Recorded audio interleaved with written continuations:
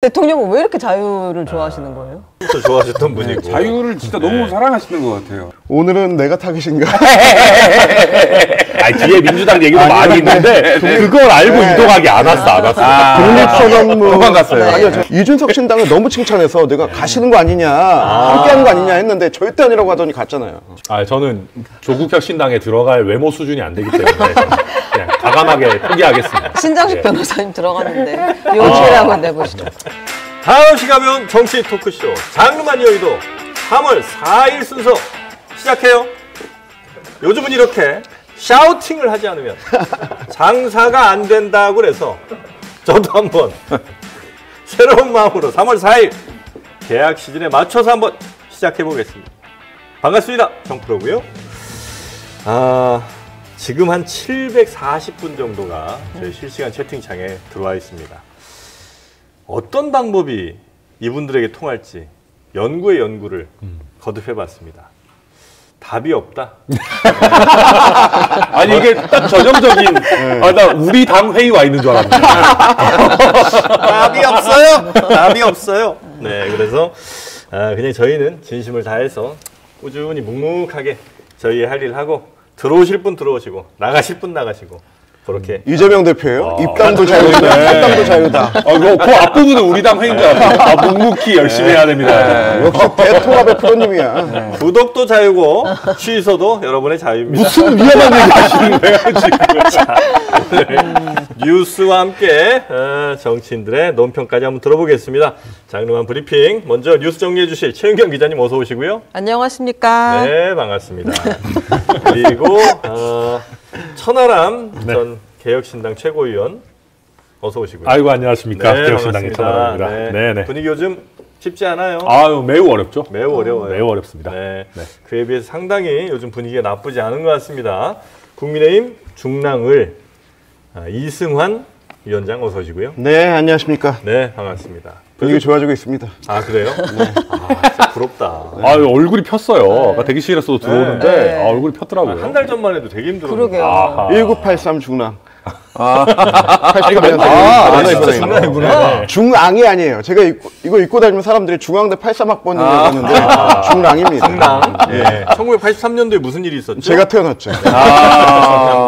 자의식 과잉 아닙니까? 이거 맞춘 거죠. 그죠? 제가 하나하나 다 맞춘 거예요. 아유, 부럽습니다.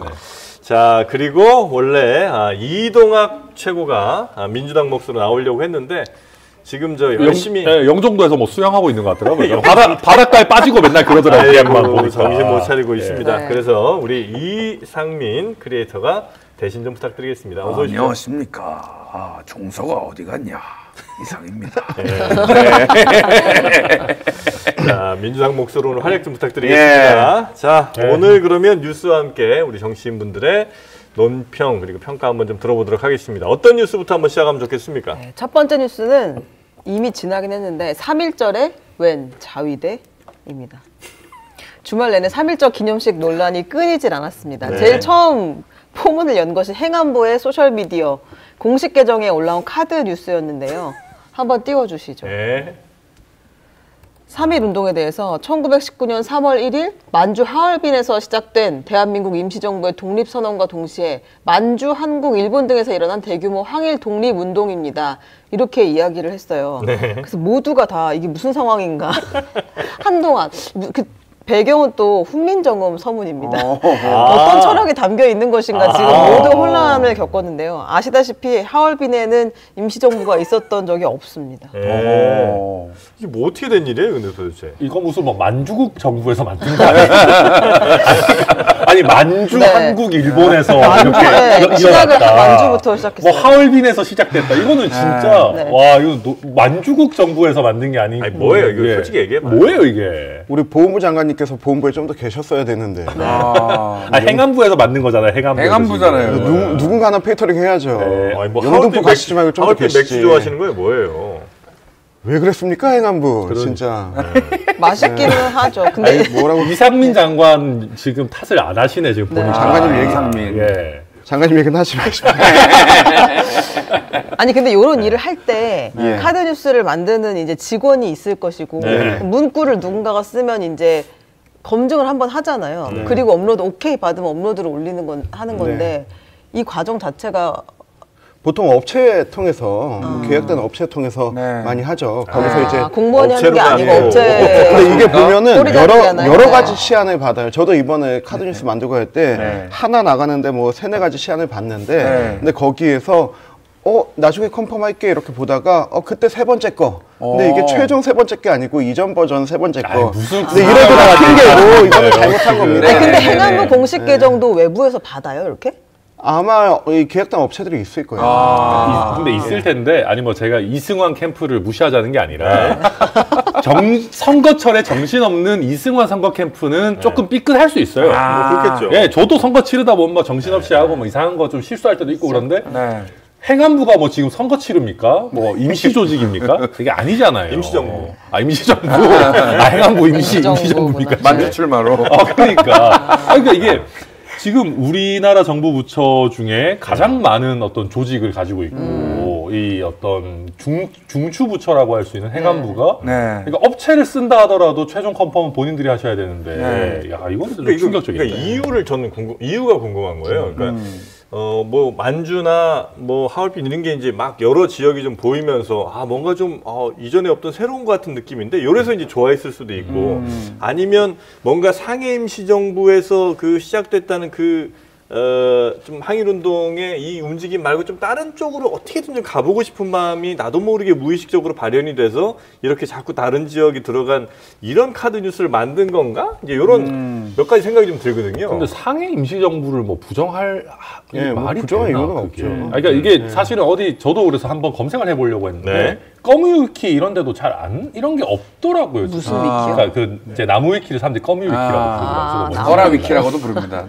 무슨 위키요? 네? 뭐라고요? 검색하세요. 저 공부하시길 바랍니다. 죄송합니다. 그래서 이거를 뭐 AI한 챗 GPT한테 맡긴 것도 아니고 검색도 해도 안 나오는데 도대체 어디서 나온 건지 진짜 이유를 모르겠어요. 굳이 그래서 이제 추측을 해보자면 예를 들어 이제 사례가 우리나라 마음에 안 뭐 들었나? 건국을 언제로 보느냐 이제 여기에 대해서 약간 예전에 논란 좀 비슷한 게 있었잖아요. 그래서 뭐 48년이다 뭐 김구 선생님에 대한 그런 부분. 그런데 건국절. 그런 다른 의견을 어떻게든 좀 가보려고 하다 이런 헛발질이 나온 건 아닌가? 아니야. 그렇게까지 뭐 확대 과대 해석은 해석은 아니고 그냥 이거는 실수한 건 인정하고 혼나자.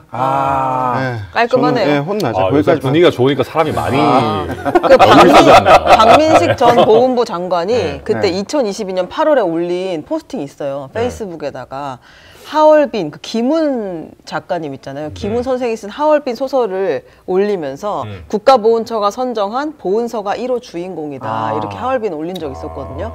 아마 거기서 따온 게 아닐까 추측을 해보는 와중에 길게 얘기할 건 아니니까 다음 사진을 하나 보면 넘어갑니까? 3.1절 기념식에서 대통령이 이렇게 기념사를 읽는데 뒤에 배경이 엄청 크게 나왔죠. 그래서 저 배경에 문구가 세로로 읽으면 자유를 향한 위대한 여정, 대한민국 만세. 세로 드립 논란이 나왔었어요. 근데 이제 이건 우리가 너무 그릇된 눈으로 본 것인가 아니면 뭔가 의도가 있었던 것인가 논쟁이 좀 있었죠. 이거는 뭐예요? 아니 뭐 굳이 뭐 저걸 시비 걸 필요는 없을 것 이것도 같긴 한데. 컨펌이 안 된 겁니까? 저는 이거 보면서 저도 오다가 저걸 봤거든요. 봤는데 불필요한 오해는 만들지 않는 것이 좋으나 이상한 확대 해석도 할 필요 없다. 이거 보면서 제가 예전에 우리가 서태지 아이들 테이프로 들을 때 뒤로 감아 들으면 피가 모자라 나온다고. 진짜 83년생 같네. 그런 음모론으로 자꾸 들어갈 필요는 없고 조심은 하되 너무 확대 해석할 필요는 없다. 좀 그렇게 보고 싶습니다. 저도 이거는 뭐 확대 해석이라고는 생각하는데 이런 논란이 왜 불거지는지에 대해서는 대통령실과 행안부도 한번 새겨볼 필요는 있다. 그러니까 대통령이 3.1절 기념식인데 보면 매번 일본에 대해서 아주 유화적인 그런 메시지들만 내시고 과거의 반성을 촉구한다든지 이런 부분은 대부분 거의 다 생략돼 있거나 빠져 있어요. 그러니까 일반적인 3.1절 기념사 같지 않다라는 얘기들을 우리가 굉장히 많이 하거든요. 매년. 올해도 마찬가지였어요. 게다가 일본에 대해서 우리가 무슨 물잔을 반을 따르면 그쪽에서도 호응할 거다 그랬지만 이놈의 호응은 언제 하는 건지가 되게 깜깜하고 그러다 보니까 이것도 무슨 뭐 뭐 자위대에 보내는 시그널이냐 이런 얘기 나오는 게 물론 저도 억측이고 그냥 네네네. 음모론이라고 생각하지만 네. 그런 논란이 나오는 게 네. 대일본 외교에 있어서 우리 국민들의 눈높이와 대통령의 메시지가 안 맞는 그런 상황 때문 아닌가. 근데 이번 3.1절 뭐 이런 두 가지 에피소드도 있었지만 제일 큰 논란은 윤주경 의원 참배 저지당한 게 저는 제일 크다고 생각해요.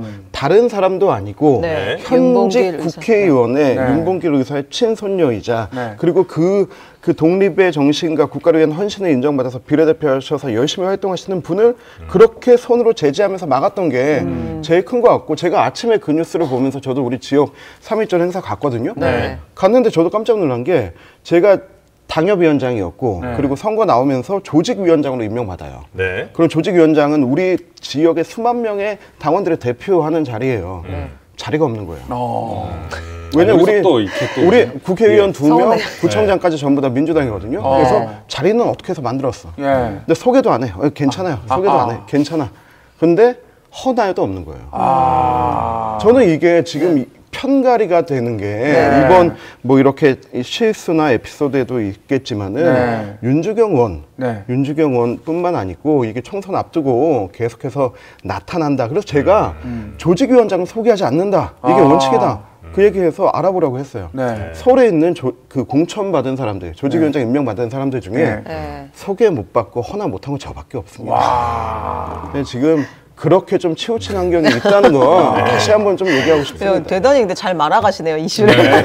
간단히 설명을. 3.1절에서 아니, 대통령 기념사 이야기는 아직 꺼내지도 않았는데 지금 윤주경 의원이 나와가지고 이 대통령 본인 서러웠다는 걸로 그러게요. 이렇게 마무리하는데 그 그 대통령 기념사가 근데 진짜 논란이 좀 될 만한 부분이 있었어요. 그러니까 이게 지금 독립운동을 이야기하는 거죠. 3.1절이라는 게. 근데 한일 양국이 아픈 과거를 딛고 새 세상을 향해 함께 나아가고 있다.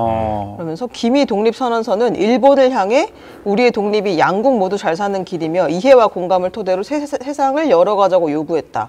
기미 독립선언의 뿌리에는 당시 세계사의 큰 흐름인 자유주의가 있었다. 자유주의가 여기도 있어요. 네, 여기에도 있었던 것 같아요. 근데 대통령은 왜 이렇게 자유를 좋아하시는 거예요? 뭐 자유를 워낙 처음 취임할 때부터 좋아하셨던 분이고 자유를 진짜 너무 사랑하시는 것 같아요. 그때 이렇게 해석하는 게 맞아요? 독립선언이. 예. 오늘은 내가 타겟인가? 아니, 뒤에 민주당 얘기도 많이 있는데 그걸 알고 이동하기 안 왔어. 독립선언문 도망갔어요. 아니요, 저는 근데 독립선언문을 이번에 또 다시 읽으면서 느낀 게 뭐냐면 이게 대부분 핍박받는 제3세계는 저놈들 나쁜 놈들 우리 빨리 독립시켜줘라. 우리 독립 때문에 잘 살 수 있다. 이게 메인 요지가 되거든요. 근데 기미독립선언문 제가 다시 읽어보면서 뭐냐면 단순히 쟤는 나쁜 놈들이고 우리 억울하다 이걸 넘어서 세계사적 큰 관점에서 지금 전 세계가 자유주의적 환경으로 이렇게 돌아가고 있는데 일본은 거기에 거부하고 있고 그리고 이제 식민 전략을 삼고 있는 거다. 이거를 탈피하지 못하면 우리 동아시아 전체가 함께 살지 못한다라고 하는 굉장히 큰 틀에서부터 엄중히 꾸짖고 들어가는 내용이 있거든요. 대한 통찰력이 있고. 저는 그래서 그 부분은 저도 이번에 다시 읽으면서 좀 감명 깊었다. 그러면서 자유주의가 맞다. 그럼요. 근데 이게 이게 왜 이렇게 됩니까? 이때 자유주의는 그때 이제 식민지배 이제 하는 민족 자결의 의미가 많이 담겨 있었던 그런 부분인데, 근데 뭐 다 좋아요. 우리가 기미 독립선언에 대해서 다시 한번 새기고 다 좋은데. 엄중하게 꾸짖는 부분은 그럼 어디 간 거예요? 일본을 어느 정도 언제 꾸짖어요? 언제 꾸짖어요 그러면? 제가 기미 독립선언문만 읽고 아니 혹시 이런 건 아닙니까? 그러니까 이거 아주 우연히 뭐 예를 들면 자위대 세로 드립이라든지 뭐 3.1운동 요 카드뉴스 이런 것들이 정말 우연하게 정말 생겨났을 수도 있고 아니면 어쨌든 이슈라는 건 늘 뭔가가 채워져야 되는데 지금 현 상황에서는 다른 이슈로 채워지는 것보다 차라리 친일 반일 요 이슈로 가면 선거에 그렇게 나쁠 거 없다라고 혹시 판단한 모종의 덤띵이 있는 건 아닌가? 그런 전략적 판단이 있어요. 총선은 한일전이다. 그리고 설령 그런 전략적 판단이 있어도 어느 정신 나간 사람이 그걸 세로 드립으로 자위대를 아니 이렇게 음모론으로 계속 가면은 지금 전 세계는 프리메슨이 지배하고 있고 우리는 말판이 하나일 뿐이에요. 그래요? 실수와 잘못은 혼나고 네, 그리고 좀 이렇게 인정하고 부족한 혼나고 부분이 한다. 있다면 네. 채워나가자. 실수가 너무 잦아 근데. 네. 요거 그냥 하나만 정리하고 가겠습니다. 네. 아까 윤주경 의원 참배 이야기를 하셨으니까 이게 무슨 상황이었냐. 그 3.1절에 이제 국민의힘 소속이죠. 윤주경 의원이 인천 계양구에서 열린 3.1절 기념 행사에 참석을 했는데 참배하기 위해서 헌화대로 걸어 나갈 때 이제 윤환 구청장 이분은 민주당 소속이고 팔을 뻗어서 이제 제지를 한다 이거예요. 그래서 윤 의원이 그 당시엔 참배하지 못하고 제자리로 돌아갔고 그리고 행사가 다 끝난 뒤에 원희룡 전 장관과 함께 별도로 참배를 했다. 네. 그래서 국민의힘에서 이게 참배할 자격이 내 편이어야만 되느냐라고 비판을 한 그런 상황입니다. 그거는 진짜 잘못한 거죠. 네, 그게 그 단체장들이 그 특히 선거철에 과잉 충성들을 해요. 그러니까 자기 소속 정당의 뭐 후원이, 그러니까 후보나 국회의원이 아니면 과잉 충성들을 많이 하는데 평상시에도 해요, 솔직히 말하면. 평상시에도 하는데 네. 근데 윤주경 의원은 지금 선거에 나가시는 분도 아니고 그 막 말씀하신 것처럼 윤봉길 우리 의사의 손녀시잖아요. 그러면 이거는 진짜 선 넘은 거죠. 그러니까 차라리 예를 들면 원희룡 장관이 뭐 내가 맨 앞에서 하겠다 그럴 때 막을 수도 있어요. 그거는 뭐 근데 윤봉길 의사의 손녀에 대해서 이거는 진짜 선 넘은 거죠. 잘못이죠. 이거. 근데 오히려 순천에서는 핍박 덜 받지 않아요? 저 엄청 많이 받아요. 그래요? 아니 네. 어차피 뭐 게임이 돼야 핍박을 하지. 무슨 소리예요? 또 여기서 갑자기 또 요즘 잘 나간다고 사람을 할만합니까 그러면? 이런 식으로 하시네 지금. 아니 그 누구한테 핍박을 받는다는 거예요? 그러니까 이게 그 특히 이제 전남 같은 경우는 보면 민주당이 아닌 정당의 지역위원장이나 당협위원장이 활동을 꾸준히 하는 경우들이 좀 드물어요. 그렇겠죠. 그러다 보니까 애초에 식순이나 뭐 소개나 이런 거에서도 빠져 있는 경우들이 굉장히 많고 그러니까 넣어달라고 해도 다들 민주당 눈치를 너무 거기서는 민주당이 이제 중앙에서 여야가 바뀌든 안 바뀌든 계속 민주당이 여당이기 때문에 그 기득권이라는 게 어마어마해요. 제가 아마 이승환 우리 후보도 고생 많이 하시겠지만은 뭐 장난 아닙니다. 그러니까 무슨 행사 같은 거 할 때 뭐 지금 이제 어디 국회의원 누구 나오십니다 이렇게 인사 쭉 하는데 순천에 우리 천하람 당협위원장 이렇게 인사를 좀 시켜야 되는데 그런 거 안 해준다 이거예요? 거의 안 하죠. 진짜 아예 안 할 때가 되게 많았고요. 순천은 해볼 법도 해줄 법도 사장이 있는데 그러니까 여유를 베풀어야 되는데 그러니까요. 사람들이 여유가 없어 이거 보면. 그래서 좀 근데 이제 힘들다. 근데 제가 이제 그러면서 점점점 이제 자리를 좀 잡아가면서 그렇죠. 많이 지금은 나아지고 순천의 있었는데. 아이돌이잖아요. 지금. 네, 요새는 또 약간 아이돌 다시 되면서 부추해요? 또 좀 안 하려고 하시고 아니 순천은 경쟁 상대라는 아이돌인데 지금 왜 전 최고위원이에요? 당직 뭐예요? 또 평당원이. 개혁신당에서 핍박받네. 그리고 이것도 지금도 오늘도 지금 이기인 대변인 원래 나오는 거였잖아요. 이기인 대변인 너가 가라 지금 명령받고 순천에서 지금 돌고 있어야 되는데 지금. 개인사가 있더라고요. 순천에서 핍박받고 개혁신당에서 핍박받는 천하람. 뭐 장르만 응원합니다. 여의도가 따뜻하게 해드리잖아요. 그러니까요. 뭐 재영입 안 됩니까 국민의힘에서? 무슨 소리야. 다음 이슈로 다음 이슈 넘어가 넘어가겠습니다. 보겠습니다. 네, 오물로 뒤덮인 윤석열의 강 건넌다입니다. 오물로 뒤덮인 윤석열의 강을 건너겠다. 네, 이거 누가 한 얘기일까요? 감은 옵니다. 네. 강을 많이 건너는 분이 있잖아요. 강요. 네네. 적극 열석 목표로 이분 밝힌. 본인 스스로가 강이신 거잖아요. 네. 건너시는 분이. 그 얘기를 직접 했습니다. 한번 들어볼게요. 네. 조국신당은 지금 어제 창당대회를 했는데요. 제3지대 유력 주자로 급부상을 하고 있습니다.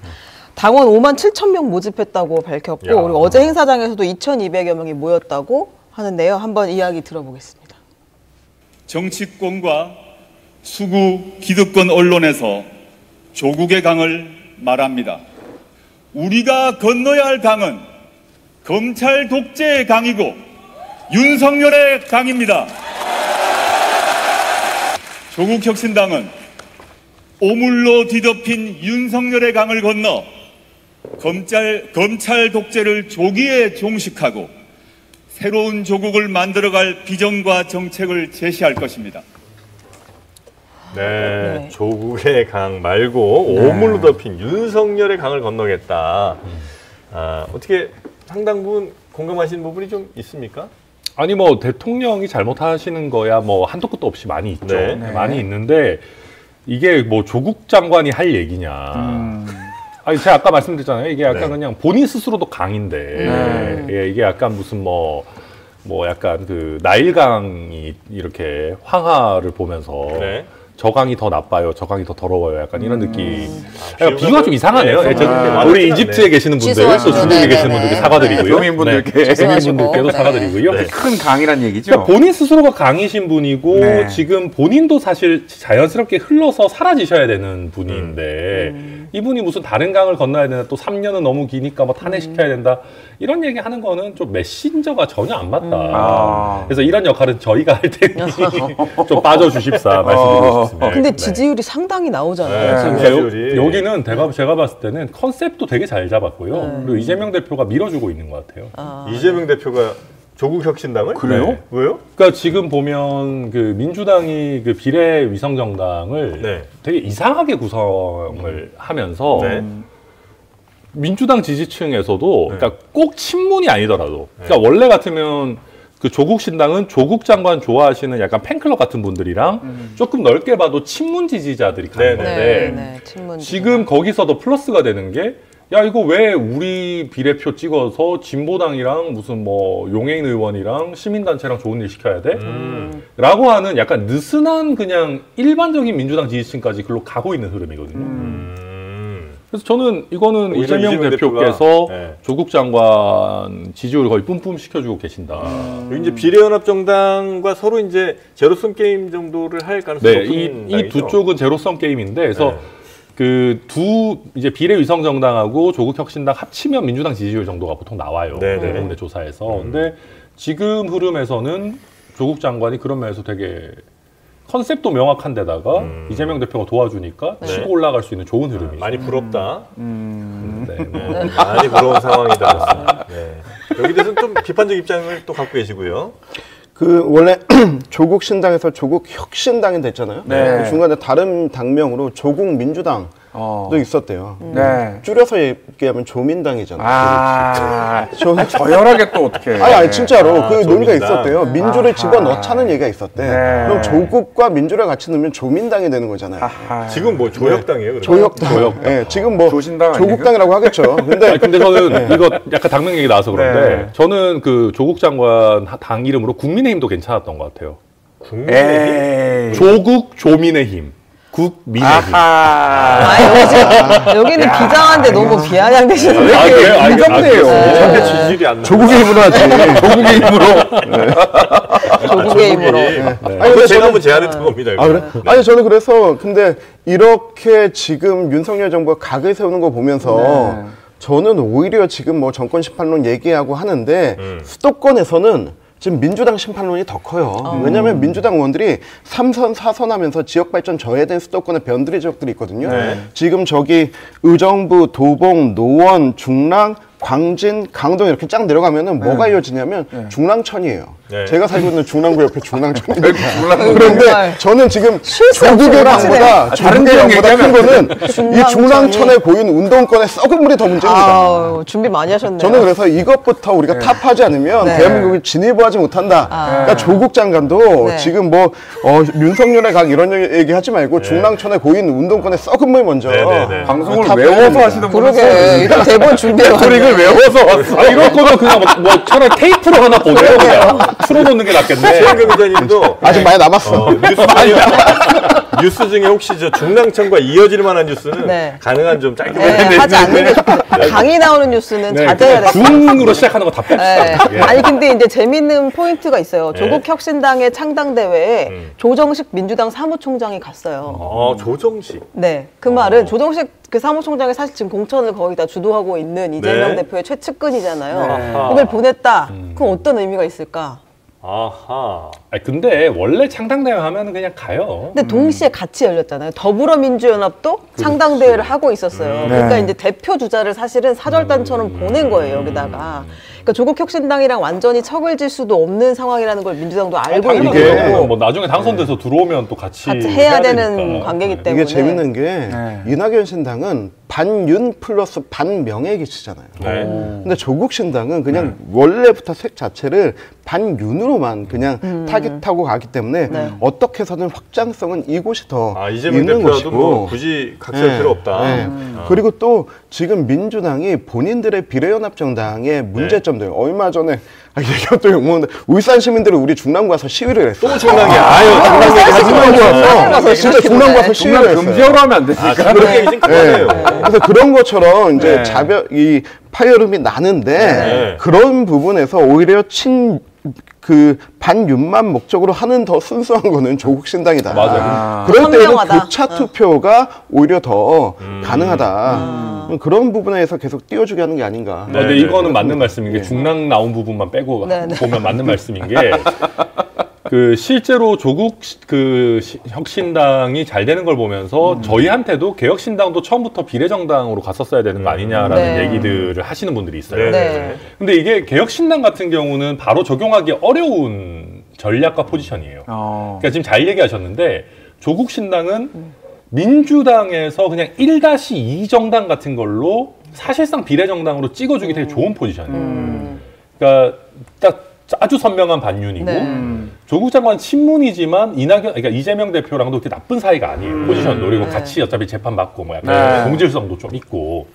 그러다 보니까 친명인 민주당 지지자들도 찍어줄 수 있는 포지션이에요. 그래서 사실상 그 비례 전략으로 갈 수 있는데 그러니까 저희 개혁신당 같은 경우는 저희가 되려면 갑자기 친윤 정당으로 가서 친여 정당으로 가야 되는데 그런 포지션 변경은 불가능한. 한번 해봐요. 갑자기요? 왜 보세요 또? 그러다 보니까 지금 조국 장관 같은 경우에는 딱 민주당 지지층에서 비례정당으로 포지션 잡기가 되게 좋은 그런 상황에 놓여 있는 건 여기는 맞아요. 그럼 앞으로도 꽤 파괴력을 유지할 가능성이 높아요. 왜냐하면 개혁신당 같은 경우 처음에 굉장히 큰 파괴력을 갖고 있다가 지금 좀 약간 사그라들었잖아요. 많이 사그라들었고. 그러면 요 조국신당은? 조국신당은 이대로 그냥 간다고 하면은 괜찮을 거예요. 그래요? 네. 왜냐하면 민주당 파이를 상당 부분 이미 가져왔고 여기는 뭐 더 실망하거나 할 것도 없어요. 포지션도 그냥 명확하고. 근데 여기에서 그 관전 포인트는 뭐냐면 맨 처음에 조국 신당 창당한다고 했을 때 그 민주비례 연합에서 연대의 대상이 아니다라고 선을 그었어요. 선을 그어서 그때 그 TF 단장 박홍근 의원이 선을 그었는데 그리고 나서 지금 스탠스가 조금씩 바뀌고 있는 거거든요. 그러니까 이게 지켜보니까 여기는 연대할 수 있다. 왜 처음에 왜 안 됐냐라고 하면은 그 지구에 두 개의 태양이 없는 것처럼 두 개의 방탄이 있을 수 없거든요. 지금 조국이 다시 들어가면은 두 개의 방탄을 해야 되는데 그런데 조국은 본인도 배지를 설사 단다 하더라도 이거 놓고 의왕으로 가야 되는구나. 를 아는 거예요. 의왕이요? 여기까지 그 얘기를 했죠. 이제 조국 장관이 하루를 하게 될지 몇 개월 하게 될지 그래서 이럴 바에는 이 세력을 흡수하는 게 낫겠다. 라고 구치소. 라고 의왕으로 왜 가나 했네. 여러분 아마도 그렇게 판단한 것 같습니다. 이승환입니다. 이승환. 중랑 우리인가요? 여러분이 좀 악플 다실 때 찾아가서 직접 부르시죠. 명확하게 표적을 좀 정해주시면 좋겠습니다. 최윤경, 이승환. 저는 여기에 대해서 아무런 말도 하지 않았어요. 어차피 욕받습니다. 근데 아무튼 그 나중에 그러면 더불어 비례연합 있잖아요. 민주당 그 비례연합하고 조국 혁신당하고 둘 중에 그럼 어디가 조금 더 이 비례 의석을 많이 가져갈 거라고 보세요? 민주당 하기 나름 아니에요? 민주당이 좀 약간 이 조국 혁신당 쪽으로 분위기 계속 피우면 그쪽이 좀 많이 갈 것 같고. 저는 조국 혁신당 이길 것 같은데. 그래요?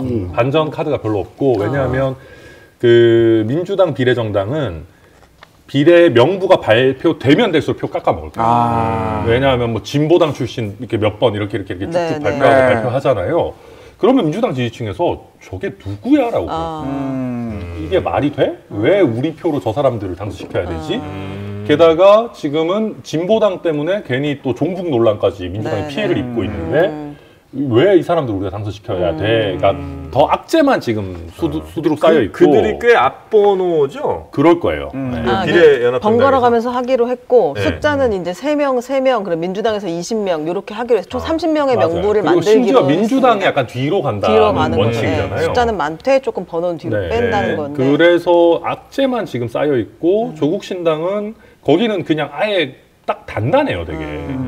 그래서 아마 흔들릴 게 없을 거예요. 아니 흔들릴 거는 이제 비례 명부 이제 나오면 어떤 사람들이 누가 나오느냐 여기에 따라서. 근데 거기는 일단 헤드인 조국 장관에 대한 이 신뢰나 사랑이 되게 세기 때문에 어제 분위기는 정말 어지간해서는 흔들리지 않을 거예요. 제가 자꾸 개혁신당이랑 대비해서 얘기하자면 지금 조국 장관은 딱 이 표심이 굳어져 있는 분들을 대상으로 하는 거거든요. 근데 개혁신당은 그 전략을 하기가 쉽지 않았던 게 개혁신당은 약간 중도적 표심인 분들, 스윙 보터들이 약간 1차 타겟이었는데 양당 싫은 분들. 그렇죠. 근데 그분들은 되게 잡기가 쉽지 않아요. 그리고 조금 실수하면은 많이 빨리 실망하시는데 조국 신당을 이루는 지지층은 어지간해서는 실망하실 분들이 아니에요.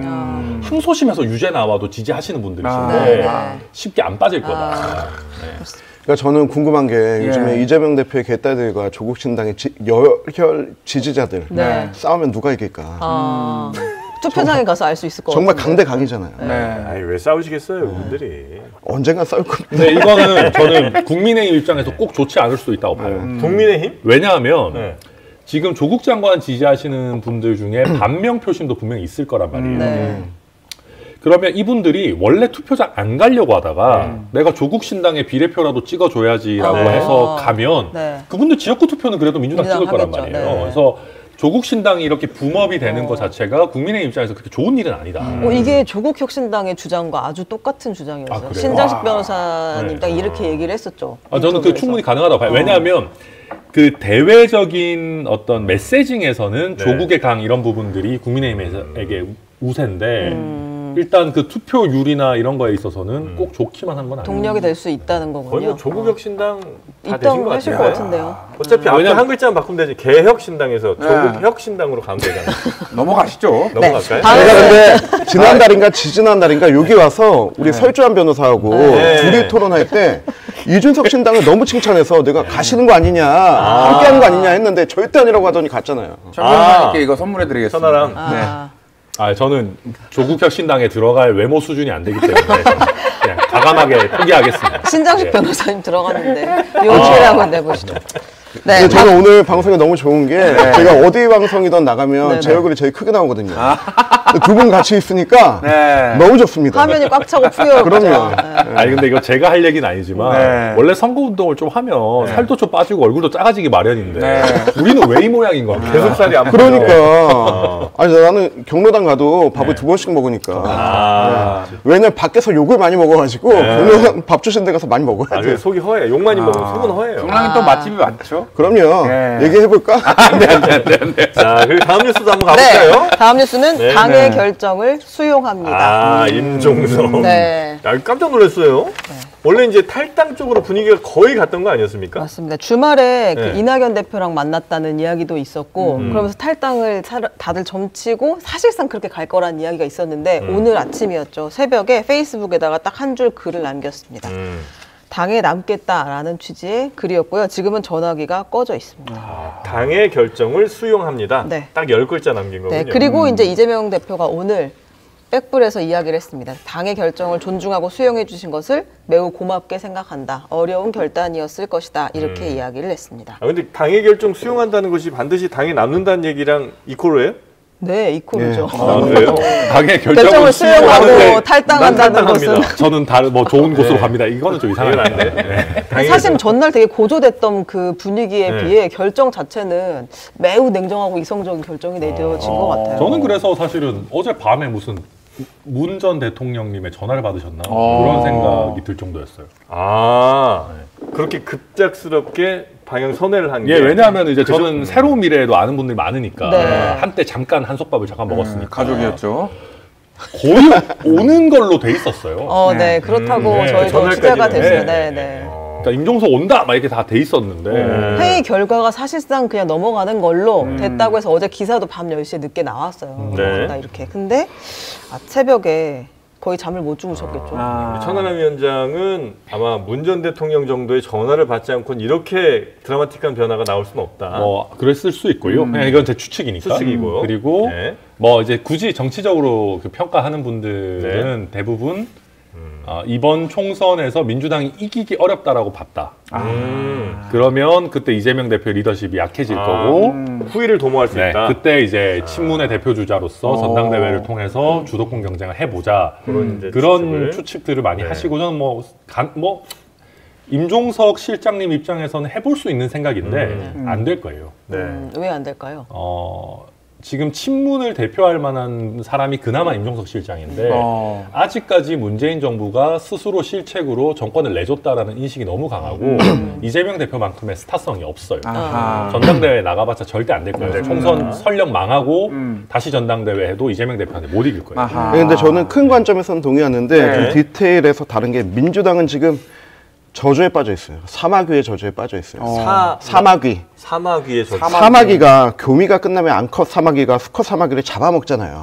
저는 공천 끝나고 총선 끝나면 민주당은 이재명 대표를 잡아먹을 거라고 생각해요. 그래요? 왜냐면 지면 졌다고 잡아먹고 이기면 사법 리스크 있는 대선 주자로 더 이상 치를 수 없다라고 잡아먹을 거예요. 그래서 임종석 실장은 너무 선정적으로 가는 거 아니에요? 자연의 섭리니까. 근데 임종석 실장은 4월에 피는 꽃이 아니고 8월에 피는 꽃이 되고 싶은 거예요. 전당대회 민주당. 민주당 전당대회에 피는 꽃이 되고 싶은 건데 근데 저는 전략적으로 준비된 타이밍이고 준비된 몸값 키우기고 준비된 핍박을 받은 거다. 약속 대련이다. 자기만의 대련이지. 약속은 아니고. 네네. 실장이요? 그러니까 차라리 지금 이 상황에서 이재명 대표에게 비굴하게 공천받아 뺏짓하는 것보다 여기에서 내가 그냥 멋지게 드랍해버리고 나는 당을 포기하지 않았다. 당의 승리를 위해서 기여했다. 그럼에도 불구하고 이재명 대표 체제는 흔들릴 것이다. 하고 그럼 그 다음에 비대위원장이 되던 전당대회가 되던 그 당권을 향한 행보로 나가려는 게 옳지 않나. 근데 이 사람, 그러니까 임종석 전 의원을 이렇게 밀어줄 사람들이 있어야 될 거 아니에요? 임종석을 미는 세력은 지금 친문이고 문재인 대통령이 아니고 총선 결과 이후에 이재명 대표를 척지려는 사람들이 모두 임종석으로 모이는 거죠. 근데 지금 공천은 거의 이제 친명계가 더 많이 받았다고 하는데 이분들이 누가 들어오게 임종석 되면 실장을 밀어요. 저는 그러니까 이재명 대표가 실각할 수도 있다고 보지만 그 흐름이 만들어진다면 근데 그걸 받아먹는 사람은 임종석 실장은 저는 아닐 것이다. 그럼 누구? 저는 그게 만약에 가능성이 있는 인물이라면 김동연 뭐 이런 분 빼고 현직 빼고는 친문에서 누군가를 내세워야 된다면 저는 거의 문재인 전 대통령밖에 없다. 다시 출마할까요? 한번 해줘봐요. 고맙습니다, 여러분. 다시 출마할까요? 아이고. 문재인 대통령이 당대표로 다시 출마할까요? 이수 말고는 친문에서 이길 수 있는 방법이 없어요. 우리 수준 좀 끌어올릴게요. 아니 근데 진짜로 예를 들면 임종석 실장이든 뭐 누가 있어요. 없어요 지금 스타가. 그리고 대통령이 어떻게 나와? 대통령이 다시 나오기는 쉽지 않겠지만 아니 뭐 하지 마시라는 법은 없어요.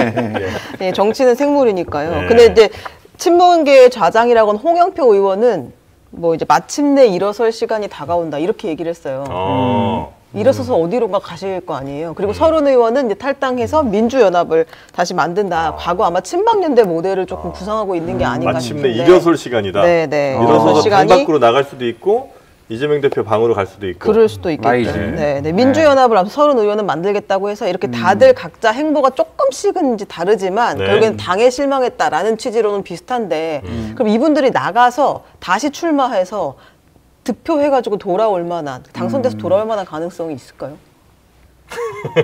이분들은 뭐 본인들 선거 말고는 관심이 그렇군요. 강 건너에 계신 분입니다. 근데 나름대로 이 구성은 갖출 수 있어요. 예를 들면 친문이라고 하신 분들이 생각은 그런 걸 거예요. 지역구는 뭐 새로운 미래를 합쳐서 나름의 지역구 정당을 하고 또 그분들이 비례는 조국혁신당 찍어주고 그런 식의 어떤 구조를 나름대로 만들면 특히 지역구에서 3선, 뭐 4선, 5선 하신 분들 같으면 개인기로 뚫어낼 수 있지 않을까라는 생각을 할 거고 지금 제가 있는 순천에서도 그렇고 이재명 대표에 대한 비토나 실망 정서는 많이 올라오고 있긴 하거든요. 호남에서? 지지층에서도. 아 그래요? 네, 피로감이 많이 올라와 있어요. 그래서 그걸 잘 공략한다면 해볼 수도 있지 않을까. 친박연대 모델이 성공할 수도 있다 생각할 수 있고 근데 저는 그게 당선까지 갈 정도인지는 모르겠는데 뭐 유의미한 득표는 만들어낼 수 있는 흐름은 있다. 그럼 이제 호남에서의 이재명 대표에 대한 비토는 그 이유가 뭐예요? 너무 좀 뭐 사천한다 이런 느낌이에요? 그렇죠. 아니 그런 게 많습니다. 그런 게 많이 있어요. 호남에선 그리고 호남에서는 특히 민주당 좋아하시는 분들은 민주당이 이기는 흐름으로 가야 된다는 생각이 되게 강해요. 특히 윤석열 대통령에 대한 비토가 되게 강한데 이러다가 윤석열 대통령을 제대로 심판하지 못하거나 견제하지 못하면 어떡하나. 우려가 좀 있으시군요. 예, 이재명 대표가 본인 욕심, 그러니까 본인 당 만들고 대선 준비하느라고 총선에서 이상한 결과를 받아들겠다라고 하는 우려는 지금 많이 쌓여 있어요. 네네. 중랑에서의 민주당 민심은 어떻습니까?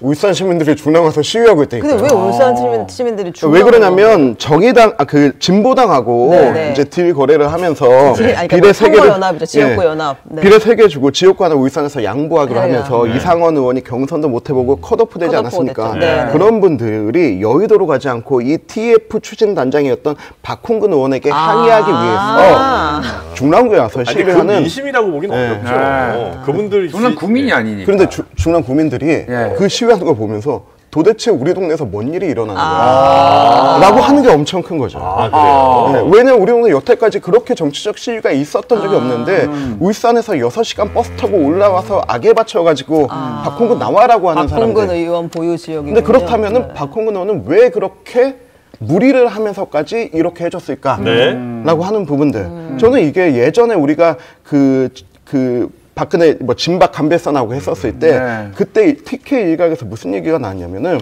우리가 일당되는 게 중요한 게 아니고 박근혜 대통령을 살릴 7, 80명이 있는 게 중요하다라고 해서 결국은 선거 망했잖아요.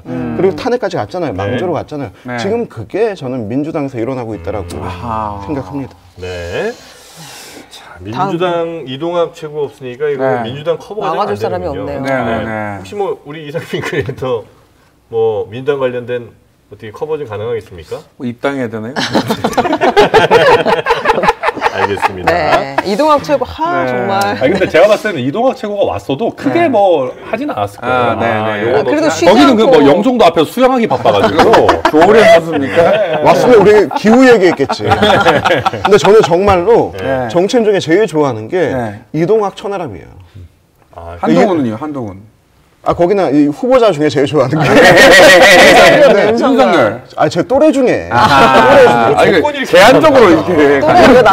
왜냐하면 이동학 최고 예전에 노원에 출마했었거든요. 근데 전 그때 유세하는 거 동네에서 보면서 저 정도 호소력은 없다. 그리고 천하람 진짜 맨 처음에 순천 갔을 때 대한민국의 감동 아니었습니까? 그때는 대한민국의 감동이라고 하기에는 아무도 몰랐어요. 그러니까 보통 상대당 정치인들을 칭찬하는 거 보면 그 상대당 정치인들이 당선 위협적이지 않을 때. 매우 낮을 때 칭찬들을 많이 그리고 하죠. 중랑구에 출마하는 거 아니니까 별로 크게 상관없어요. 네. 다음 뉴스 갈까요? 다음 뉴스입니다. 네. 이 대표가 정말 다급하셨나 보다. 이 대표. 이거 이재명 그대로 대표. 워딩 갖고 온 건데요. 네. 4선의 김영주 국회 부의장이 민주당을 탈당하고 오늘 국민의힘에 입당을 했습니다. 그림이 아주 묘하더라고요, 보니까. 네. 근데 김영주 부의장이 현역 하위 20% 통보를 받아서 반발하면서 당을 나왔는데 나가겠다고 결정하고 나서 얼마 안 된 뒤에 바로 입당을 하기로 했습니다. 바로 바꿔 입으셨네요. 네, 그런데 이제 김영주 부의장에게 이재명 대표가 남긴 말도 또 의미심장합니다. 뭐라고 했죠? 김영주 의원께서 아마 평가 결과에 대해서 매우 이제 흡족하지 않으셨던 것 같습니다. 공직자 윤리 항목이 50점이 만점인데 채용 비리 부분에 대해서 소명을 하지 못하셨기 때문에 50점을 감점하는 바람에 보통 영점 처리 무엇 때문에 감점됐다 이런 얘기 잘 안 하잖아요. 그렇죠. 한 사람을 특정해서 말하지는 않는데 저렇게 얘기해서 50점 중에 빵점이다라고 얘기했고 이에 대해서 이제 김영주 부의장도 반박 기자회견을 열었습니다. 예.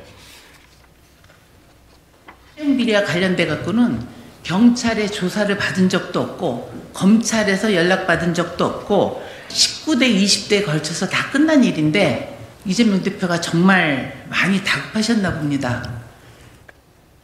그리고 이제 김영주 부의장을 적극적으로 영입한 한동훈 비대위원장 네. 거의 모든 일에 다 지금 멘트를 하고 있거든요. 네. 찾아보면 반드시 멘트 하나씩 있어서 제가 갖고 왔습니다. 들어보시죠. 네. 아첨할 사람만 꽂아놓는 거? 아니 그건 새 물을 집어넣는 게 아니라 부족물을 집어넣는 거잖아요. 김영주가 0점이면 혹시 이재명은 마이너스 한 200점쯤 되나요? 네. 근데 김영주 부의장의 행보를 어떻게 봐야 될까요? 그림이 저는 아주 낯설긴 했었거든요. 이거는 그 이재명 대표가 되게 실수한 거예요. 아, 그래요? 그러니까 여기서는 차라리 그냥 우리 당에서 국회 부의장까지 하신 분이 이렇게 선거 앞두고 바로 국민의힘 가는 게 아쉽다. 이런 식의 그냥 정석적인 대응만 내놨으면 우리 포커스가 좀 너무한 거 아니냐.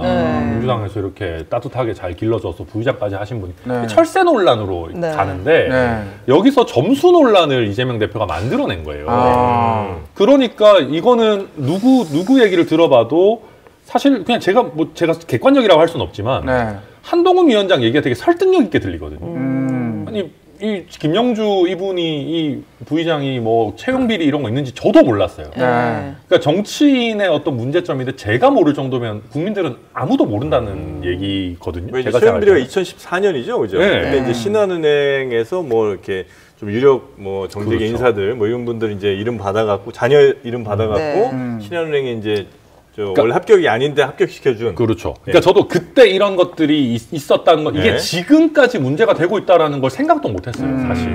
그러니까 그러다 보니까 여기서는 한동훈 위원장이 득점할 수 있는 오히려 찬스를 열어준 거죠. PK 찬스를 아예 그냥 준 거예요. 원래는 이거는 김영주 부의장이 사실은 비판을 받은 거죠. 요거는 살짝 약간 진짜 민주당이 좀 위험할 수도 있는 것 같은 게 이런 도덕적인 거 문제 삼자면 사실 많잖아요. 다른 분들도. 많죠. 그래서 그럼 이 사람은 뭐고 이 사람은 뭐고 이렇게 이제 거론되면서 거론이 만약에 되기 시작하면 뭐 형평성 논란도 당연히 있을 수 있고 또 그 거론된 사람들의 약간 스크래치 같은 것도 생길 수 있어서 조금 플러스되진 않을 수 있겠다는 생각이 좀 들긴 합니다. 근데 그 사람이 극단적 선택을 할 때 느끼는 감정 중에 가장 큰 감정이 수치심이거든요. 그러니까 지금 사람이 뭔가 하나 실패했다. 뭔가 목적한 걸 이루지 못했다. 누가 헤어졌다. 차였다. 이런 것만으로도 이런 것 단 하나만으로 극단적 선택을 하지 않는데 수치심을 느끼면은 그냥 할 수 있는 모든 걸 다 해요. 근데 저는 지금 민주당이 예전에 이상민 의원도 그렇고 이번에 우리 그 김영주 부의장도 그렇고 굉장히 모멸감과 함께 수치심을 주고 있는데 마지막까지 이렇게 준다. 이재명 대표가 직접 나서서 이거는 확실히 내 사람 아니면 죽일 거다라고 하는 정도의 저는 극단을 치닫고 있다고 봐요. 근데 이재명 대표 입장에서는 많은 분들이 심사에 대해서 의혹을 가지니 디테일하게 설명하는 차원에서 책임감을 좀 느낄 수 있는 거 아닙니까? 그래도 점수를 까서 거기에서 그 세세한 내용을 까는 거는 있을 수 없는 일이죠. 왜냐하면 당의 공천서류 내고 심사받을 때는 모든 게 다 정말로 비공개되고 보호된다라는 전제 조건 하에 다 까는 거거든요. 근데 그거를 본인이 거기서 당대표가 직접 언론 앞에서 얘기한다? 이거는 당의 신뢰 자체를 깨는 거예요. 그리고 이거는 굳이 한다면 뭐 어디 그 공천관리위원회에서 약간 좀 이렇게 새어 나오거나 실제로는 이랬더라 뭐 이렇게 새어 나오거나 이런 식으로 해야지. 사실 이런 정보를 당대표가 직접 입으로 얘기하는 게 왜냐하면은 당대표가 물론 모든 정보를 알고 있지만 형식적으로는 이거는 공천관리위원회에서 하는 부분들이잖아요. 그래서 조금 메신저도 별로 안 좋았고 그리고 나와서 보면 지금 민주당의 이번에 의원 평가 컷오프 심사 이런 것들이 위원 명단이 공개되지 않지만 굉장히 친명 인사들로 편파적으로 채워져 있다. 이런 지금 얘기들이 많이 나오고 있는데. 근데 그런 상황에서 그러면 이런 도덕성 평가 같은 것도 어쨌든 정성 평가인데 이 얘기를 들었을 때 우리가 이 얘기 들었으니까 무조건 이게 맞겠지. 정말 객관적으로 잘 됐겠지. 이런 인상이 별로 안 오거든요. 그래서 이건 까서 별로 좋을 게 저는 없었다. 댓글 같은 경우는 이제 이런 댓글도 있긴 합니다. 아니 니네가 까라며 알려달라며 알려줬잖아. 더군다나 국민의힘까지 저 월담한 사람한테까지 우리가 민주당이 그걸 보호해줘야 될 무슨 이유가 있어 라는 의견도 있습니다. 근데 지금 솔직히 이게 지금 우리 천하람 최고가 잘 지적했는데 이거는 첫 번째 나와서는 안 되는 얘기고 두 번째 그렇다 하더라도 당대표한테 나와서 안 되는 얘기고 그렇다면 지금 공천 신청하면서 자신의 모든 거 다 까놓은 사람들은 이거 대표가 다 알고 있네? 나 잡혔네? 라는 생각이 들 거예요. 불안할 수 있겠네요. 근데 뭐 저도 오늘 이동환 최고가 안 나왔으니까 근데 민주당 지지층 입장에서는 그렇게 생각하실 수 있을 것 같아요. 그냥 아니 뭐 어차피 넘어가는 사람 사실 선거 앞두고 있고 이분이 영등포 갑인가 어디 출마 지금 예정이잖아요. 그러면 민주당 당대표 입장에서 이분의 당선 가능성을 떨어뜨리기 위해서라도 최대한 이분의 문제점을 지적하고 가야 되는 거 아니냐. 그렇게 볼 여지도 있는 것 같습니다. 민주당 지지층 입장에서. 공천이라는 게 도대체 어떤 정도의 의미이길래 저는 심각하다고는 봤지만 4선까지 한 거잖아요. 민주당에서. 근데 이게 되게 짧은 시간 안에 이걸 바로 당적을 바꿔서 다시 출마를 한다? 여기서 다시 정치개혁을 하겠다 이렇게 얘기하는 게 좀 낯설게 느껴지긴 하죠. 하잖아요. 10몇 년을 여기서 하신 건데 지금 국회 부의장까지 어쨌든 당에서 시켜준 건데 한순간에 이렇게 바꾼다? 그 정도의 일이 그나저나 그것도 그렇고 네네. 14년에 이게 이제 문제 터진 거면 네. 그 사이에 한 두세 번 정도는 선거가 있었던 거 아니에요? 두 번 정도. 그리고 그때도 민주당에서 공천 다 줬을 거 아니에요. 네, 좋죠. 그러니까 말이 안 돼. 그러니까 이게 이런 거예요. 그 김영주, 이상민 두 분 다 사실은 비판받아 마땅하고 바로 철새 행보를 하시는 거잖아요. 근데 이제 정치하는 사람들은 모질게 얘기 안 하는 지점들이 이분들은 연세로 보나 뭐 이런 걸로 보나 이번에 한번 쉬게 되면 다음은 어렵다. 사실은 다음에 어떤 반전을 만들어내서 정치 행보를 계속 이어가기 쉽지 않은 상황이에요. 오히려 4선, 5선을 이미 했기 때문에 뭔가 새로운 걸 꺼내 들면서 내가 새롭게 도전하겠다라고 얘기하기도 애매하신 상황들이기 때문에 그래서 정치를 실제 하는 분들은 그렇게까지 모질게 얘기를 안 하게 되는 정치 생명 끝내라라는 의미라서 그럴 바에는 내가 뭐라도 한번 해보겠다 이렇게 되는 거죠. 민주당 입장 좀 얘기해 주세요. 아니 뭐. 아유 네. 자, 그러면 김영주 의원 요 정도 보고요. 다음 뉴스도 한번 볼까요? 반도체 벨트 공략. 드디어 우리 얘기 나왔다. 개혁신당 드디어 얘기 나옵니다. 네. 아니 대구냐 수도권이냐가 좀 굉장히 고심이 깊었던 것 같은데 이준석 개혁신당 대표가 화성을에 출마를 하겠다고 발표를 했습니다. 화성을이 이번 선거구 획정 과정에서 갑을병이던 것이 갑을병정으로 늘어난 지역이고 민주당은 여기에 공영훈 현대차 사장을 전략 공천한 상태입니다. 국민의힘은 아직 미정이고요. 이준석 대표 말 맞다나 여기는 평균 연령이 34세. 여기가 그 동탄 거기에요? 네, 전국에서 가장 젊은 지역구라고 할 수 있고 저희 아주 가장 측근도 여기 살고 있는데 측근이라고 하면 어떤 분이 보통 측근이에요? 가족입니까? 가족입니다. 가족. 네네네. 그 측근은 누구 따로 살아요? 네? 그 측근은 누구? 아니 측근이 어제 밤에 연락이 안 그래도 오긴 왔어요. 이게 어떻게 된 일이냐고 해서 제가 좀 기다려보자고 했는데 뭘 기다려요? 이준석 대표가 젊은 미래 개혁의 가치를 이유로 제시를 했습니다.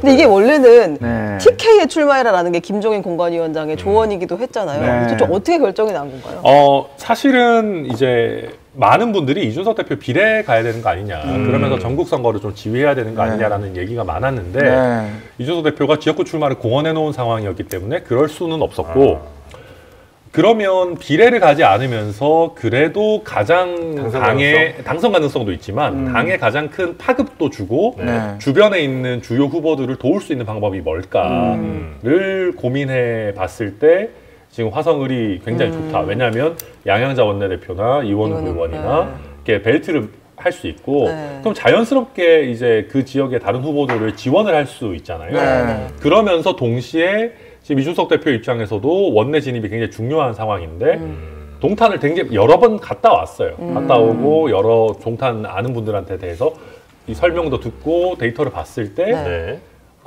괜찮다. 이 정도면 해볼만 하다라고 판단했기 때문에 결정을 하게 된 거죠. 여론조사를 계속 돌려본 건가요? 상대당을 다 두고? 뭐 계속까지는 아니고 근데 지금 국민의힘 후보가 사실 없는 상황이긴 한데 그래서 그 여론조사가 아주 정확한지는 모르겠지만 그래서 여러 가지 면에서 해볼만 하다. 그리고 되게 젊은 도시고 어떤 미래를 상징하는 지역이기 때문에 이준석 대표의 아이덴티티라고 잘 맞는다 이렇게 판단하는 거죠. 네, 여기 뭐 저는 잘 판단했다고 생각하는 게 여기가 새로 생긴 선거구고 그러니까 원래 이원우 의원 그 속해있던 거기잖아요. 그러니까 늦게 와도 뭐라고 할 말이 없는 거예요. 선거구가 이제 만들어져서 바로 왔습니다 하면 되는 거고 여기가 다 회사 때문에 전국에서 모인 사람들이잖아요. 연고지가 없어요. 연고지가 별로 없고 지역에 워낙 잘 계획돼서 만들어진 신도시다 보니까 지역 발전 이슈나 이런 것보다 중앙 이슈가 더 잘 먹히는 곳이에요. 그러니까 저는 그런 차원에서는 이준석 대표를 위해서는 전략적으로 잘 선택을 한 것 같다. 다만 여기에서 이제 이준석 혼자만의 선거가 아니고 갑의병 같이 치르는 선거잖아요. 근데 거기에서부터 이제 중앙 수도권에 먹히는 이슈들을 내놔야 되는데 그게 과연 되겠나. 그리고 가장 젊은 도시 갈 수밖에 없어요. 만약에 지금 또 노인 인구 많은 데 가면은 또 이제 뭐 전체 문제부터 해가지고 불건하면은 거기에 매몰돼서 선거를 못 해요. 아니, 근데 이제 예를 들어 전략적으로 잘한 것 같아요. 한 정치인이 좀 유력 정치인이 한 지역 나가면 그 인근 지역까지 영향이 꽤 파급이 있어요? 있죠. 아, 그래요? 왜냐하면은 그냥 쉽게 얘기하면 양양자 원내대표나 이원우 의원도 물론 뭐 다 유력하고 좋은 정치인들이시지만 언론 노출 빈도 자체가 달라져요. 그러니까 이준석 대표랑 같이 캠페인을 하게 되면 네. 여기가 이런 식으로 딱 전략 지역으로 해서 묶여가지고 계속해서 경기 남부의 주요 격전지로 소개가 되는 거죠. 아, 그래요? 네. 저는 요즘 뭐 사실 옆집이랑도 인사 안 하고 사는 이런 세태에 네.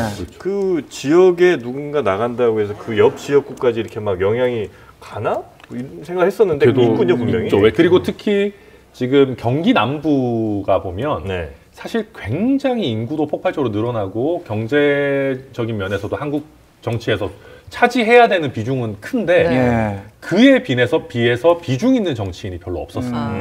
상대적으로. 목소리를 네. 내줄 네. 만한 대표 주자가 네, 거기 그러다 보니까 경기 남부는 특히 좀 큰 정치인, 인지도 있는 정치인이 왔으면 좋겠다라고 하는 니즈가 분명히 있었거든요. 그 부분도 저는 잘 포착한 거라고 봅니다. 네. 근데 이제 이준석 대표가 그동안 얘기했던 것이 내 고향은 상계동입니다. 그렇죠. 고향 떠날 일 없습니다. 계속 이렇게 천명을 했는데 사실은 화성과 노원은 물리적 거리로도 굉장히 거리가 있고 정치적 서사로도 연결이 되는 게 없어요. 네. 이건 고향을 배신한 어떤 그런 정치인이 된 거 아니냐 이런 저는 부분이 그 있습니다. 제가 지금 네. 수도권 선거에서 벨트 선거가 나오는 게 여기 네. 반도체 벨트가 이제 나올 거고 네. 그리고 이제 한강 벨트 나올 거고 네. 그리고 제가 같이 있는 동부 벨트가 나오는데 나 그 얘기 왜 안 하시나요? 중랑을 왜 갑자기 나옵니까? 중랑을 네. 중랑 위에 바로 노원이 있고 네. 중랑 바로 앞에 광진이 있고 예. 노원 옆에 도봉이 있어요. 근데 여기 중랑 기점으로 보면 네, 중랑 그렇죠. 기점으로. 근데 도봉의 김재섭, 노원의 이준석, 중랑의 이승환, 광진의 김병민, 네. 또 강동의 이재용까지 네. 그게 다 고향이에요. 아하. 그러니까 저는 이번 나고자란 선거, 곳이에요. 이번 선거가 재밌는 게 뭐냐면 서울형 연고주의가 나오는 선거예요. 왜냐하면 여태까지 서울은 영남이냐 호남이냐 이거 가지고 했었는데 구별로. 네, 그런데 지금 80년대 초반, 90년대 후반에 서울에 정착한 분들의 2세대들 딱 제 나이 또래예요. 네네. 그분들 부모님은 정착민의 정서가 있는데 우리는 토착민의 정서가 있어요. 근데 지금 이렇게 쫙 보면은 그 지역 출신 정치인들이 없어요. 아하. 그러니까 중남도 여태까지 한 번도 지역 출신이 없었어. 그래서 지금 서울형 그러네요. 연고주의가 나오는 선거인데 그래서 그런 부분에 저는 좀 화성으로 가신 게 아쉽다. 분석은 많이 하셨다. 아니 준비가 탄탄하게 돼 있네요. 네. 버튼 누르면 바로 나오게. 진짜 하고 싶은 거예요. 근데 이제 아까 말씀하셨던 거에 대해서 네네네. 말씀드리면 네네. 그 이준석 대표가 실제로 노원에서 같이 고생했던 사람들도 최근에 만나서 당연히 이제 양해도 구하고 했는데 네. 어떤 의미에서는 노원병 선거구가 사실 없어지기도 했어요. 네, 노원이 갑을 2개로 네, 줄었죠. 노원 인구가 줄었어요? 노원 네. 인구가 줄었어요. 줄었어요. 이제 서울에서 유일하게 줄어든 인접으로 곳이 이제 노원이에요. 중랑도 줄었어요. 네. 아니, 그러니까 인구는 많이 수도권에서 빠져요. 선거구로 선거구로. 줄어든 곳이. 왜냐하면 경기도권으로 많이들 빠지셨기 네네네. 때문에 그래서 노원병 선거구가 사실 없어지면서 화성이 분구가 됐기 때문에 그거는 명분이 있고 그리고 사실 이준석 대표는 노원에서 떨어질 만큼 떨어졌기 때문에 좀 슬픈 얘기지만 그러니까 거기에 대해서 노원 구민들이 그렇게까지 빚은 없다 네, 이제. 뭐 나쁘게 생각하시지는 않는 것 같아요. 너는 냈었으니 나아가서는 내가 지금 개혁신당 입장에서는 이준석 대표 개인의 정치적인 서사나 어떤 명분보다도 당의 어떤 포텐셜을 어떻게 끌어올릴까가 더 중요하기 때문에 네. 그런 면에서 저는 이준석 대표가 뭐 전체적으로 잘 선택하지 않았나.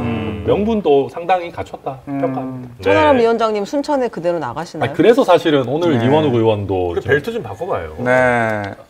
호남 벨트로. 네, 제가 그 유나 씨처럼 벨트가 터질 지경이기는 삼겹살 벨트로. 네. 근데 이제 고지혈 벨트로. 예, 그럴 수 있죠. 근데 이제 그래서 오늘 이원욱 의원도 아침에 라디오 나오셔서 얘기하시는 게 추가로 거기에 저희 자산들을 더 넣고 싶어 하세요.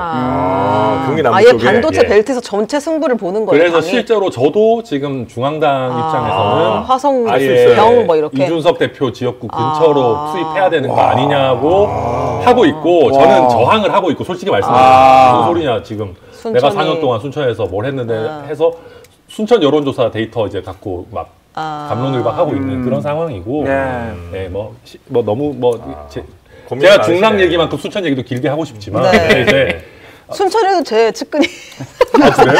네. 측근이 뭐 이렇게 많아요? 가족이 있는 거예요? 네. 맞다 말씀하셨었죠. 맞아요.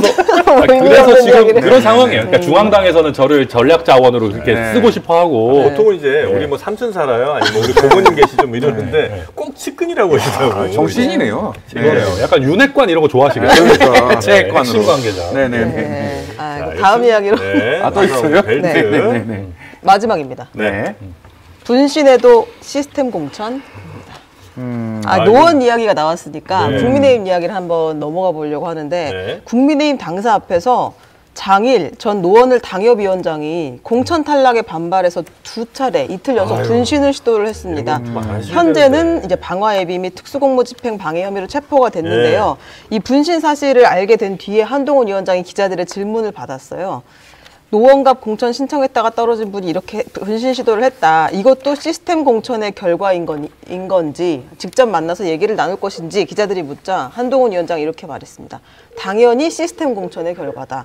시스템 공천에 따라서 시스템에 대해서 이의를 제기하는 것도 역시 시스템 안에 있는 것이라면서 다른 시민들을 위협에 빠지게 하는 행동은 절대 해서는 안 된다라고 이야기를 했습니다. 모든 게 다 시스템 안에 네, 있군요. 네. 약간 매트릭스 느낌인데. 이의를 제기하는 것도 시스템 안에 있는 것이라고 이야기를. 떨어진 것도 시스템, 이의를 제기하는 것도 시스템, 네. 이의 제기해도 안 되는 것도 시스템. 네. 네. 근데 우리가 사실은 이제 국민의힘 뉴스를 거의 다루지 못했던 것은 네. 뉴스가 잘 안 됐기 때문이에요. 민주당 공천이 너무 이제 이야기가 많아지면서 상대적으로. 예, 국민의힘 분량이 많이 줄어들었는데 네. 분신한 상황이 있었다.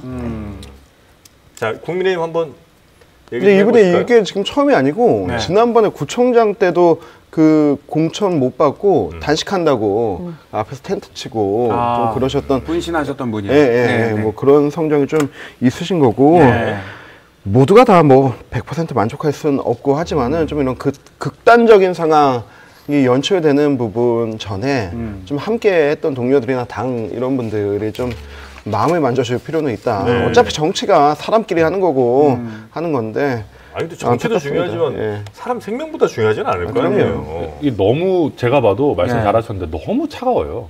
그리고 시스템 하는데 냉정하게 얘기해서 시스템이 아주 공정하게 돌아가는 것도 아니에요. 그러니까 이게 민주당에 비해 덜 이슈가 돼서 그렇지 네네. 자세하게 살펴보면 이상한 거 많아요. 뭐 예를 들면 장제원 의원 빠진 네, 자리에 네. 거기 장제원 측근 의원의 뭐 측근이 꽂아놓고 들어갔다. 그러면서 나머지 그 준비했던 분들 다 날리고 그리고 컷오프 발표하는 것들도 보면은 이게 딱 여론조사 1, 2등 남기고 이렇게 하는 게 아니에요. 내부적으로 다 나름대로 칼질을 한단 말입니다. 네. 그러면 이런 일이 있었던 거에 대해서 일단 안타깝다. 그리고 전국에서 우리가 시스템적으로 한다고 했지만 납득 못 하시는 분들 얼마나 많겠냐. 그분들 열심히 준비하셨는데 네. 여러 가지로 송구하게 생각한다. 근데 그래도 이기는 공천을 위해서 우리가 이런 부분 필요하다. 네. 이렇게 나가야 되는데 이의 제기 뭐 시스템적으로 하세요. 근데 그거 이의 제기서 넣어도 아무도 안 받아줘요. 그렇잖아요. 그거 요식행위잖아요. 근데 얼마나 그분 입장에서는 답답하면 이렇게 하시겠어요. 그래서 한동훈 위원장 지금 자신감 있으시고 자본 없이 하는 거에 대해 프라이드 있는 거 알겠는데 너무 차갑다. 어떻게 공천, 단수 공천 받으신 입장에서는 이제 할 일이 없잖아요. 따뜻한가요? 얼마 전에 격려 전화도 오셨대요. 제가 얘기하면은 저는 첫날 면접 보고 다음날 발표가 날 거라고 생각했는데 사흘 후에 났어요. 맞아요. 그때 못 첫날 맨 처음에 대통령 40년지기 컷오프 대통령실 출신 0명. 제가 이제 거기 0명을 만들기 위한 희생양이 된 게 아닌가. 그리고 둘째 날에 1명. 그리고 셋째 날에 1명 또 컷오프. 그리고 나서 제가 됐는데 제가 이제 대통령실에서 정부를 했던 입장으로 생각해 봐도 저 같아도 그렇게 디자인했을 것 같은데 근데 그 사일은 진짜 속 뒤집어지는 거죠. 그러나 그 속 뒤집어지는 것도 시스템 안에 있습니다. 시스템 안에서 참았습니다. 저도 저의 시스템 안에서 2 이상 넘어가면 못 참는다 했는데 그 시스템 안에서 참았습니다. 좋은 시스템이네. 이 신청자하고 당이 다 시스템들이 잘 이루어져 있군요. 하루씩만 어긋났어도 큰일 났어요. 속 터지는 것도 시스템이군요. 속 터지는 시스템. 속 터지는 시스템. 너무 잔인합니다. 아직 당에서 서초, 강남, 대구, 경북에 이제 공천 안 한 지역들이 있잖아요. 여기 이제 국민 뭐 추천제를 한다고도 하는데 그럼 어떻게 되는 건가요? 중랑 말고 관심이 없어요. 다른 데는 어떻게 하든지 일단은. 중랑이 수도입니까? 그러니까 이게 저는 그게 약간의 눈속임일 거라고 봐요. 이제 대구나 강남 같은 데들 한 개씩 약간 이제 오디션 같이 열면서 거기에 관심이 쏠리게 하면서 이제 나머지 지역구들의 측근 꽂아 넣는 식으로 이 약간 현혹시키는 거군요. 그렇죠. 이게 약간 이제 마술할 때 이렇게 사람들 물타기 하는 거죠. 이렇게 보여주고 하면서 여기에 우리 지원하면 막 몇 명이 지원을 했고 막 어마어마한 오디션을 하는데 사실은 옆 지역구는 다 뒤에서 저 비둘기 나오고 그렇죠. 김건희 여사 특검 재표결도 끝났겠다. 이제 진짜. 뭐 시원하게 해봅시다. 여기 못 웃습니다 지금. 아니 근데 우리 당 지금 우리 당과 지도부는 그런 쇼잉 능력이 없어요. 진짜 그런 쇼잉 능력이 없어요. 제가 이번 공천에 대해서 뭐 어떻다 얘기하면은 공천은 3가지가 있어야 돼요. 재미가 있고 의미가 있고 감동이 있어야 돼요. 재미도 없고 의미는 현역만 많이 살았네. 마지막 감동이라도 되려면 공천에 탈락하거나 이런 분들이 함께 힘을 모아서 그래도 우리 승리에 기여하겠다라고 하는 정도인데 당 지도부가 능력이 없다. 쇼잉 능력이 없다고요. 또 제가 봤을 때 한동훈 위원장 이제 또 그 전화 옵니다. 얼마 전에 김근식 후보도 그 얘기했었잖아요. 방송 나가가지고 공천 받은 사람들이 다 그 뭐 옛날 사람들이고 그런 취지로. 그러니까 한동훈 위원장이 바로 얘기하잖아요. 우리 당에 공천 받은 사람들을 그렇게 나쁘게 얘기해서는 안 된다. 아니 근데 그 이제 뭐 현역 공천 얘기에 대해서는 제가 좀 할 얘기가 있는 게 지난 4년 전 총선에 우리가 정말 상상도 못해 거대한 재앙처럼 85명인가요? 민주당 160석 넘어갈 때 우리는 지역구 80몇 석 딱 먹어놓고 정말로 여태까지 헌정사상 겪어본 적 없던 큰 패배였어요. 근데 그런 선거, 코로나 선거 와중에 살아남으신 분들은 정말 대단한 분들이에요. 근데 반대로는 그렇게 비판도 가능하잖아요. 그런 상황인데도 살아남은 걸 보면 그 지역구가 확실한 텃밭이긴 하구나. 거기도 있고 그리고 또 뭐가 있냐면은 그런 분들이 그 처참한 패배 현장 속에서 대선 이기고 지선 이기고 하면서 축적된 이 정치에 쌓인 것들이 있어서 그런 부분이 있잖아요. 그분들은 헬만 됐어요. 거의 헬만 됐고 그러니까 이게 이런 거예요. 지금 이분들이 당선된 거는 그때 당시 개인기라기보다는 말씀하셨던 것처럼 거의 난공불락의 지역구였기 때문이고 이게 이 공천에 대해서 좋게 평가할 수가 없는 게요. 2020년에 그 황교안 퀴즈 라인업이 지금 다시 한동훈 퀴즈로 환생해가지고 4년 더 하겠다는 거거든요. 그러면 2020년부터 지금까지 4년 동안에 국민의힘 의원들의 의정활동을 한번 돌아보십시오. 이 황교안 퀴즈라고 할 만한 2020년에 살아온 사람들 중에 누구 하나 좋은 사람 있었습니까? 그렇게? 뭐 이분들이 뭐 잘한 게 있어요? 뭐 돈 몰려다니면서 나경원 거기 전당대회 출마하지 말라고 연판장이나 쓰고 여기 줄 섰다가 저기 줄 섰다가 뭐 약간 감 떨어지면 죽고 이제 이런 식으로 오신 분들인데 지금 이분들을 그냥 방법이 없으니까 4년 더 살려놓겠다는 거거든요. 이거는 인재풀이 없고 그리고 어떻게든 그냥 개혁신당 가지 마라 그리고 김건희 여사 지켜야 된다라고 해서 꾸역꾸역 가지고 가는 것밖에 아니에요. 이건. 아니 이승환 위원장이 뭐 굉장히 말씀이 좀 많으셨습니다. 사실 금방 입 닫게 할 수 있거든요. 뭘로요? 윤석열 대통령 부부가 이번 선거에 도움이 좀 많이 됩니까? 이번 선거는 정권 심판론이 아니고 사진 걸었죠. 그럼요. 정권 심판론이 아니고 대통령 사진 걸었어요? 민주당 심판론이에요. 그래서요? 저는 그 예비 후보 공보물에 저만 가지고 있는 사진이 있어요. 대통령, 서울시장, 그리고 원희룡 장관 넷이 함께 우리 지역을 걷는 사진이 있어요. 다 걸었네. 우리 집 앞에. 그리고 저는 공보물 뒤에 뭘 해놨냐면 저희 뒤에 누가 출마하는지 어떻게 알아요? 저랑 한동훈 위원장, 저랑 대통령, 저랑 그리고 오세훈 시장 하고 제 슬로건 하나예요. 대통령과 찍은 사진도 걸었어요. 이제 국회의원만 바뀌면 됩니다. 아하, 그렇구나. 저는 다 쓰네요, 그냥 다다 익선인가요? 저희 지역에서는 정권 심판론이 아니고 민주당 12년 심판론이에요. 혼자 심판하시는 건 아니죠? 할 겁니다. 근데 주민들과 함께 조금 심판하셔야 되는데. 약간 제가 봐도 아쉬운 지점은 운동권 심판론, 민주당에 뭐 오래 해먹은 사람들 심판론 이런 걸 한동훈 위원장이 던졌잖아요. 근데 국민의힘 공천에서도 사실 세대교체 바람 보이진 않아요. 맞아요. 평균 연령으로 따지면 지금 국민의힘이 57.6세, 민주당이 56.4세거든요. 적어도 한 50대 중반은 돼야 정치한다 이렇게 얘기할 수 있을 것 같아요. 평균 연령이 정도 되면. 비슷하네요. 비슷해요. 근데 더 슬픈 건 그래서 사실은 지금 뭐 민주당 심판론, 운동권 심판론 이런 게 하나도 안 먹혀야 정상이거든요. 근데 특히 대통령에 대한 비토나 이런 게 굉장히 높기 때문에. 근데 이재명 대표께서 워낙 잘해주시고 계셔가지고 이게 묘하게 어느 정도는 먹혀요. 근데 이게 또 포인트 하나가 이재명 심판론이 있고 민주당 기득권 심판론이 있고 운동권 심판론이 있어요. 이 세 개가 다 먹히는 게 중랑입니다. 그래요? 확실히 먹힙니다. 먹히고 있어요. 그 먹히는지 좀 두고 보겠습니다. 근데 제가 진짜 이승만 후보님이 먹히는 거 아니에요? 혼자 그냥 주민과 꼭 함께 하시길 바랍니다. 제가 질문 하나 더 있었는데 너무 궁금했던 게 박민식 그 전 장관은 도대체 왜 이렇게까지 감동을 혼자 주는 건가요? 감동. 아니, 왜냐면 재미도 없고 의미도 없고 감동도 없는 공천이라고 했는데 이분 혼자 계속 희생 중이에요 지금. 당선까지 갔는데 원래는 분당에서 장관이었다가 분당 간다고 했다가 원래 저 부산 지역구 떠나서 분당에 간다 했다가 네. 그리고 안 하고 그냥 영등포에 간다고 갔죠. 했다가 또 안 하신다 하고 강서로 갔는데 도대체 어떻게 하면 이렇게 만들 수 있나요? 중랑으로 오시면 제가 중랑으로 오라고요? 밥 한 끼 사드릴까요? 너무 궁금한데 이걸 아무 설명 안 해주시네요. 박민식 전 장관에 대한 이야기는 언제 한번 저희가 따로 전화 연결이라도 한번 해보겠습니다. 박민식 전 장관하고 안 친하신 모양이에요? 아, 우리 이승환 위원장? 말하기를. 아니, 저는 근데 이분이 맨 처음에 거기 우리 영등포 가셨을 때도 근데 거기 워낙 당협위원장께서 되게 열심히 하고 계셨던 분이라서. 왜 가시나 했구나. 그래서, 아니, 정말로 더 험지도 많은데 그런 생각은 좀 했었어요. 아니, 그것도 당이랑 얘기해서 갔다고 하시면서 국밥을 엄청 드셨어요. 맞아요. 그때 여기 나오셨었거든요. 나오셔갖고. 제가 이제 나오셨을 때 그 막 인스타도 보고 그랬어요.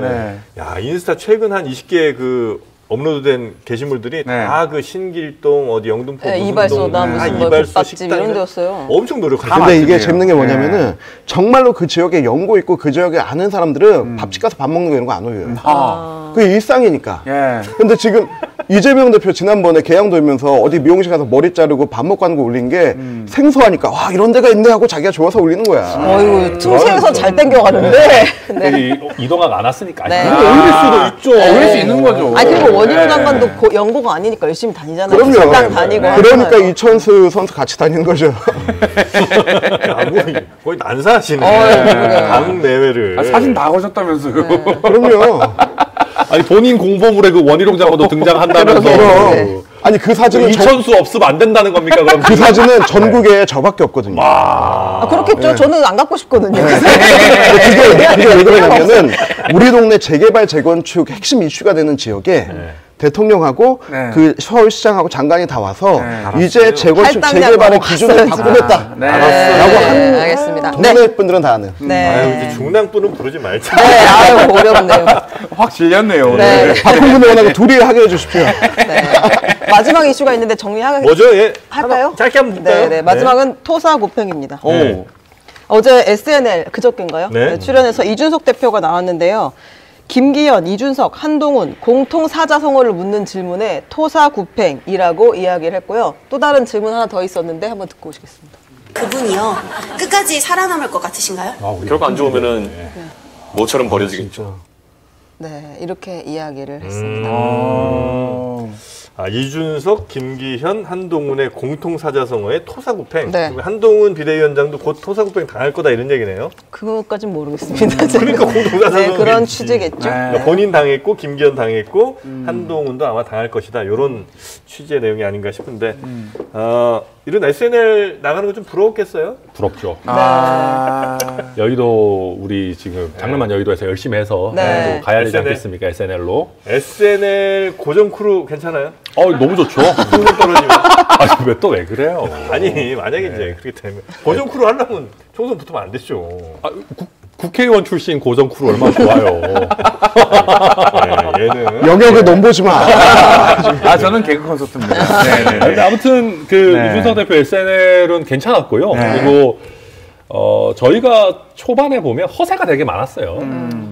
지난번에 김영태랑 같이 나왔을 때도 저도 막 허세, 막 국힘 접수하러 간다 막 하고 그때 허세가 많고 많았었는데 SNL 저도 보면서 약간 웃으면서 눈물이 나는 게 이준석 대표도 많이 내려놨더라고요. 저는 그래서 요새 많이 저희 지지율 빠져서 더 열심히 해야 되고 잘해야 되지만 겸손하게 해야 되는 게 저희가 녹색정의당보다 잘 나와서 전 지금도 이제 김준우 비대위원장 보고 놀리고 그러는데 근데 사실 그게 녹색정의당도 수십 년 해온 당 아니겠습니까? 저희가 첫 술에 배부를 수 없는 노릇이고 또 차근차근 더 잘해 나가야 되는 거기 때문에 그런 면에서 이준석 대표가 SNL에 가서 또 약간 겸허한 모습 보여준 거 잘했다 생각하고 이 토사구팽 질문은 저도 아마 그럴 것 같아요. 한동훈 위원장이 선거 끝나고 나면 쉽지 않을 수 있다. 왜냐하면 대통령과 김건희 여사께서 선거 때까지는 참고 계시겠지만 선거 끝나고는 어떻게 될지는 아주 다이나믹한 20년 일이 넘은 일어날 거다. 인연인데.